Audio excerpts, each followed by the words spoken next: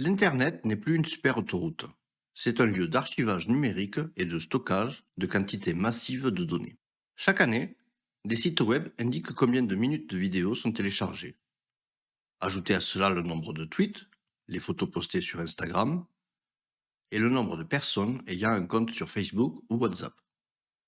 Tout le monde peut constater qu'il y a un énorme flux de données qui sortent de nos appareils électroniques pour se retrouver dans un environnement public. Le graphique ci-dessus illustre encore mieux le problème. Si vous regardez les infographies des années précédentes, vous pouvez facilement voir la croissance rapide et importante d'une année sur l'autre. Dans ce cours, nous nous intéresserons moins à ce que les sites publient, mais plutôt à ce que les gens publient. Souvent, ces données sont accessibles à tout le monde sur Internet, sans aucune restriction. Que ce soit que l'utilisateur n'ait pas activé les paramètres de sécurité du site, ou que le site ne protège tout simplement pas de manière adéquate les données de l'utilisateur.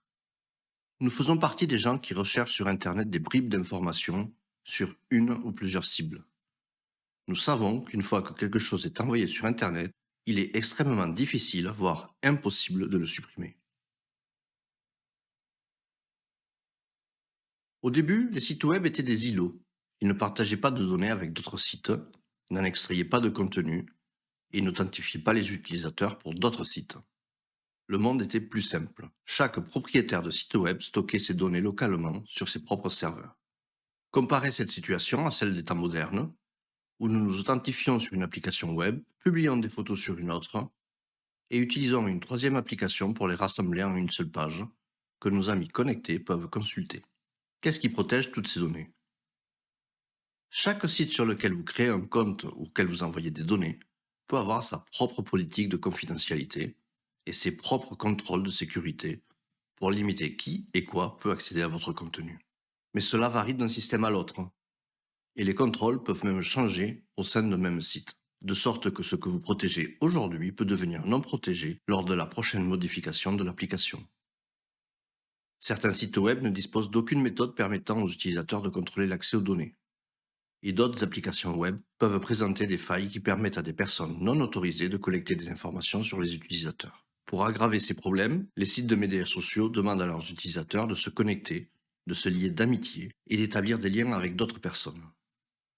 Ces relations avec les enfants, les conjoints, les membres de la famille, les collègues de travail et d'autres personnes sont importantes pour les analystes en OSINT. Parfois, nous pouvons récupérer des informations sur une cible en trouvant une connexion avec elle qui n'a pas activé les paramètres de confidentialité.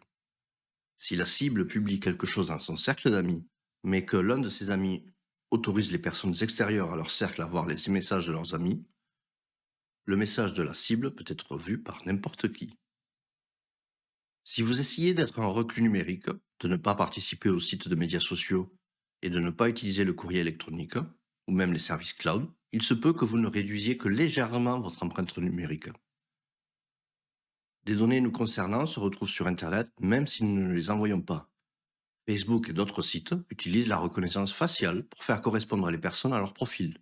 Prenez une photo avec moi dessus, et si je suis votre ami sur Facebook, l'application web peut suggérer que j'étais sur la photo. Prenez cette information et pensez à toutes les photos que vous avez prises lors de vos dernières vacances. Je suis sûr qu'il y avait d'autres personnes sur ces photos, probablement des personnes que vous ne connaissez pas. Pour nous, ce ne sont que des figurants, mais s'ils sont sur Facebook, Facebook peut savoir qui elles sont. La plupart des activités des administrations publiques peuvent être consultées et recherchées sur Internet. Les dossiers des tribunaux, les listes de biens immobiliers et les documents commerciaux peuvent être consultés et fournissent des données fiables à ceux qui les recherchent. Alors que si je peux modifier les informations figurant sur ma page LinkedIn, je n'ai pas la possibilité de modifier la contravention que j'ai reçue l'année dernière. Parce que nous savons que nos cibles ne peuvent pas modifier les données gouvernementales et que celles-ci sont fiables, elles sont très recherchées lors de nos enquêtes. Vous appartenez à une organisation religieuse qui publie une lettre d'information mensuelle au format PDF, et celle-ci est affichée sur une page web non protégée. Vos informations peuvent être publiées à votre insu, à l'occasion aussi d'un anniversaire, d'un mariage, ou même d'un décès dans la famille. Vous participez à des courses. Les résultats des courses à pied, à vélo et autres sont d'excellents endroits pour obtenir les noms complets, les âges, les sexes, et éventuellement les liens familiaux et amicaux, car les personnes qui franchissent la ligne d'arrivée avec vous peuvent être vos amis et votre famille. Il existe aux États-Unis des entreprises qui en savent beaucoup sur les personnes qui vivent et voyagent dans ce pays. Ces courtiers en données achètent, collectent, analysent et vendent d'énormes quantités de données sur les personnes et leurs activités à des sociétés financières, des publicitaires, des spécialistes du marketing et des moteurs de recherche. En utilisant de nombreuses techniques différentes, ces entreprises établissent des profils et des dossiers sur des millions de personnes, y compris leurs goûts, leurs problèmes de santé et leurs activités. Les profils qu'ils créent peuvent être achetés par d'autres entreprises ou personnes qui les utilisent à des fins diverses, allant de la vente de produits à l'influence sur les élections. Dans l'ensemble, nous disposons d'une grande quantité d'informations qui sont soit mal protégées, soit non protégées. Ces informations peuvent être consultées par n'importe qui dans le monde entier, 24 heures sur 24, 7 jours sur 7 et 365 jours par an.